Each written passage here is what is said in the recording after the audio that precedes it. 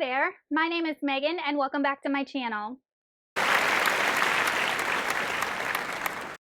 Today I'm going to be doing the 7 Ajahs, a Wheel of Time book tag. So I don't know if this tag has been done before or created before. If it has, I'm not aware of it, but I thought it would be a lot of fun to create a book tag that surrounds the 7 different Ajahs from the Wheel of Time series by Robert Jordan.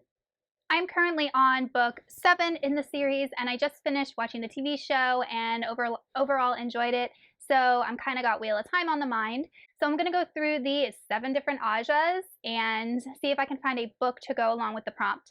But before we go ahead and get on into the tag, if you are not already subscribed to my channel, please go ahead and hit that subscribe button, as well as the little bell icon so you can be notified every time I post new bookish content. I post new videos every Monday, Thursday, Saturday, and sometimes other days throughout the week.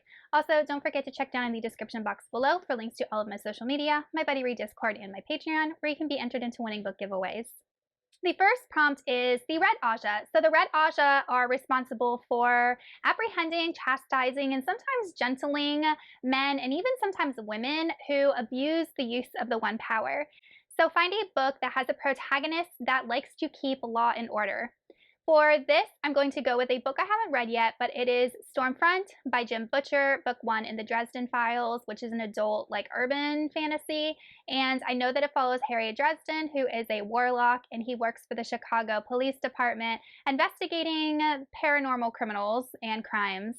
And that's all I know about it. I keep getting recommended this series. It's a super long series. I think there's 17 books in the series, and it is one that I do want to start eventually because I think it sounds like a lot of fun to have a warlock who investigates paranormal crimes. That just sounds super fun. So I'm going to go with Stormfront.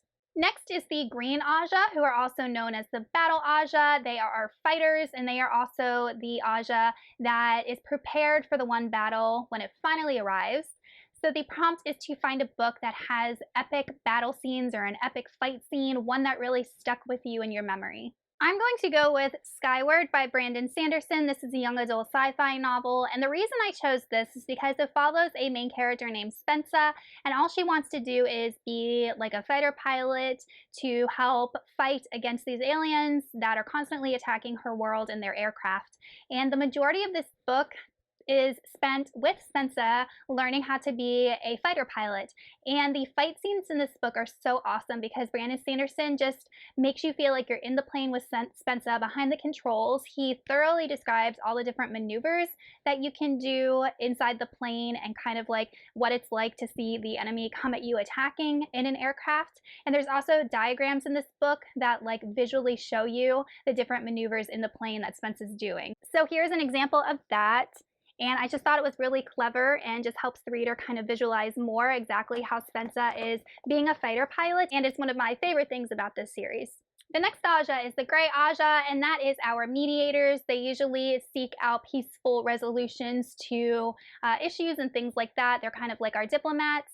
So the prompt that goes with this is to name a book that you recommended to someone and they didn't think they were going to like it, but they ended up liking it, or the opposite, a book that someone recommended to you that you didn't think you'd like, but you ended up loving. And for this, I'm going to go with The Lies of Locke Lamora. I have been asking my husband to read this for 4 years, and he finally picked it up a couple of months ago. He audiobooked it, and he said he really ended up liking it. And I hopefully can get him to read Red Seas Under Red Skies because that book is just as good. But if you're not familiar with The Lies of Locke Lamora, it basically follows Locke, who was an orphan, and he kind of gets apprenticed to this con artist and takes over this business conning people, and he purposely targets the nobles of this world. And as always, he gets himself in a situation which is more than he can handle, and then it kind of involves some magical elements. So definitely one of my favorite series of all time, and I'm really glad that I finally got my husband to read it. The next Ajah is the Brown Ajah, and they are responsible for keeping and preserving knowledge. It's often said that they enjoy books way more than they do people. So the prompt is, what is a book that either has a library setting or a book that is a story within a book? And for this, I might be cheating just a little bit, but I'm going to go with The Outsiders by S.T. Hinton, which is one of my favorite books of all time. And the reason is that at the end of the book, we find out that Ponyboy's English teacher tells him that he needs to write a semester composition And if he passes that with a C, then he'll end up passing the entire year. And the last line in the book is actually the first line of the book. So we realize that we're actually reading Ponyboy's English composition, the story that he is actually telling to his English teacher about everything that he had gone through and that had happened to him. And I just thought it was like such a clever way to start and end a book. It kind of brings everything full circle. And I just absolutely loved the way that S.C. Hinton ended that. So yeah, book within a book, we're reading Ponyboy's composition. The next Ajah is yellow, and the yellow is mostly focused on healing. So the prompt for this would be to name a book or series that helped you get through a hard time or made you feel overly happy. The series I'm going to choose for this might be kind of surprising, but it's the Shatter Me series by Tahereh Mafi, which is a YA dystopian. And I remember picking up this book, it was like, or this series, it was right about the time when like YA dystopian was super, super popular and everything was hyped. And I started reading this book and I hated the writing style. Like she writes in extended metaphors, like overly uses extended metaphors.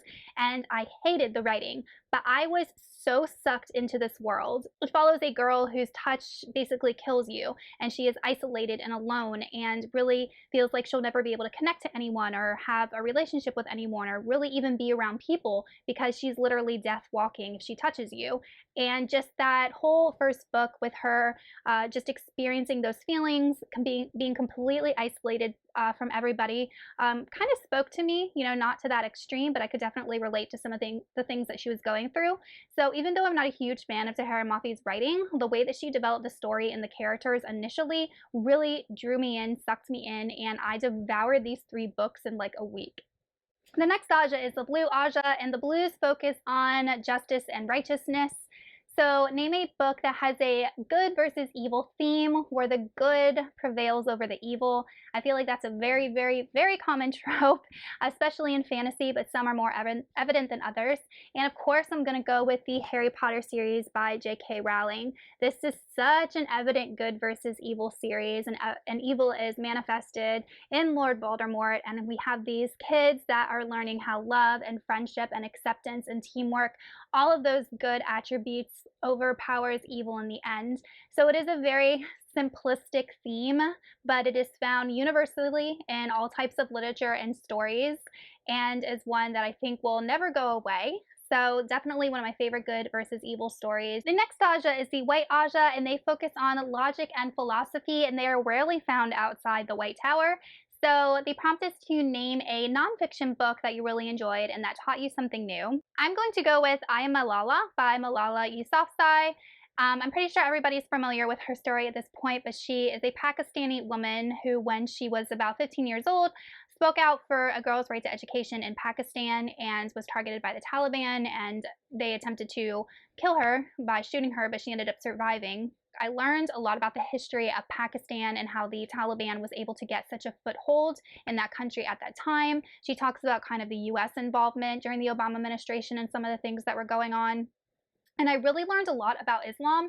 I learned a lot about her culture and how, you know, parts of Pakistan actually have different subcultures, and hers was very traditional in how they viewed the role of women and just kind of the injustices that women or girls experienced because of their culture, and some of that was really hard to read. I recommend that everybody read this book. Next we have the Black Ajah, which is technically an unofficial Ajah.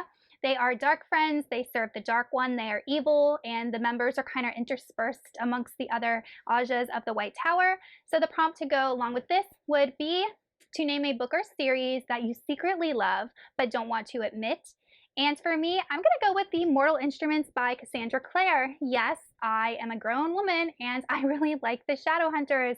I have read this trilogy or this series, like the first 3 books in this series, more than once, and it's totally tropey. It has a love triangle. We have teenagers that make foolish decisions. We have the bad boy trope. We have implied incest in this. We have all of these tropes that everybody always hates on, and I still eat this series up. I'm still reading the series. I'm still reading the Shadowhunter books that Cassandra Clare puts out. I really enjoy the world. I love just being in like a real world setting and dealing with vampires and fairies and warlocks, and having like the way that she has established these histories of each of these families and how all of the characters and their ancestors all relate to one another. She's done such an awesome job creating such a thorough world. And yeah, the characters can be foolish and annoying, and some of the tropes are way overdone, but it's such a fun series, and I'm always going to love it. Okay, you guys, that is it for the 7 Ajahs book tag. I hope you had a lot of fun watching this. I tag anybody who wants to do this who is a Wheel of Time fan, or even if you're not a Wheel of Time fan, check the description box below for all of the prompts, and I will see you guys in another video soon. Goodbye!